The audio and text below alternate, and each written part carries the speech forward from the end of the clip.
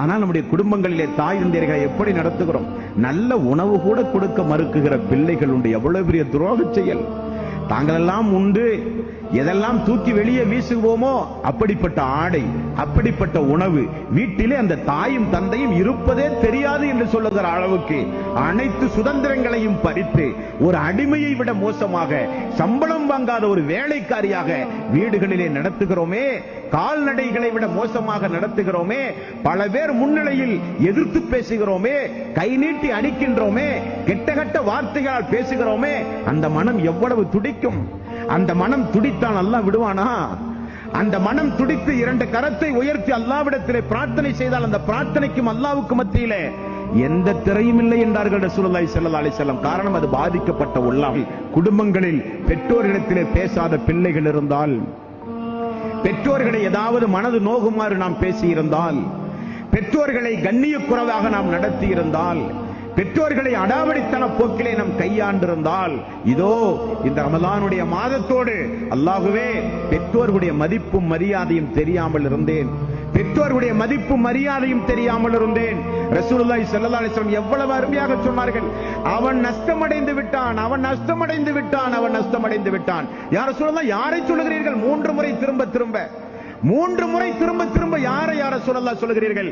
கிடைத்த வாய்ப்பை இழந்து விட்டானே, கிடைத்த வாய்ப்பை இழந்து விட்டானே, கிடைத்த வாய்ப்பை இழந்து விட்டானே. யா ரசூலல்லாஹ், யார் அவர்கள்?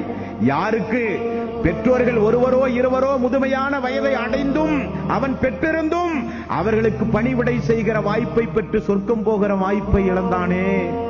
முதியோர்களை பெற்றிருந்தும், பெற்றோர்களை முதிய வயதில் தள்ளாத வயதில் பெற்றிருந்தும் அவர்களுக்கு செய்ய வேண்டிய பணிவிடையின் மூலம் சொர்க்கம் செல்லுகிற வாய்ப்பையே இழந்தானே. அவனை விட நஷ்டவாளி யாரும் இல்லை என்றார்கள் ரசூலுல்லாஹி ஸல்லல்லாஹு அலைஹி வஸல்லம். நமக்கெல்லாம் பெற்றோர்கள் போன பிறகுதான் அவருடைய வருத்தமே தெரியும். இருக்கும் போது அருமை வறுமை தெரியாதுங்க. வெயிலுடைய அருமை நிழலில் தெரியும் என்று ஒரு உதாரணம் சொல்லுவார்கள். பெற்றோர்கள் இருக்கிற வரை நமக்கு அருமை வறுமை தெரியாது. போன பிறகுதான் நம்முடைய பலமே இழந்ததை போல் ஒரு உணர்வு. என்னதான் இருந்தாலும் நம்மை கட்டி காப்பாற்றிய இந்த குடும்பத்திற்காக வேண்டி பாடுபட்டவர் அல்லவா, நம்மை பெற்று வளர்த்திய தாய் அல்லவா. அனைத்தை அழகை இழந்தால், ஆரோக்கியத்தை இழந்தால், உண்ண வேண்டிய உணவை இழந்தால், சுகபோகத்தை இழந்தால், எல்லாவற்றையும் இழந்தால். ராத்திரி 1 மணி அல்ல, 2 மணி அல்ல, அதிகாலை பொழுதல்ல, எல்லோரும் உறங்குகிற நேரத்தில் குழந்தை ஒரே ஒரு முறை அழுகுரல் சப்தம் கேட்டாலே படுக்கை அறையிலிருந்து தூக்கத்தை தியாகம் செய்து ஓடி வந்தவள். அந்த சிறு குழந்தை தான் உண்ணுகிற உணவு தட்டில் மலம் அருந்தினாலும் சிறுநீர் கழித்தாலும் புன்னகையோடு பார்த்த தன்னுடைய தாய். அந்த தாய்க்கு இவன் கொடுக்கிற மரியாதை, வீட்டை விட்டு வெளியே துரத்துதல், அடித்தல், துன்புறுத்துதல், கேவலப்படுத்துதல், திட்டுதல், வசைபாடுதல், அல்லாஹ் நிச்சயம் விடமாட்டான். கணக்கு தீர்த்து விடுவான் அல்லாஹ்.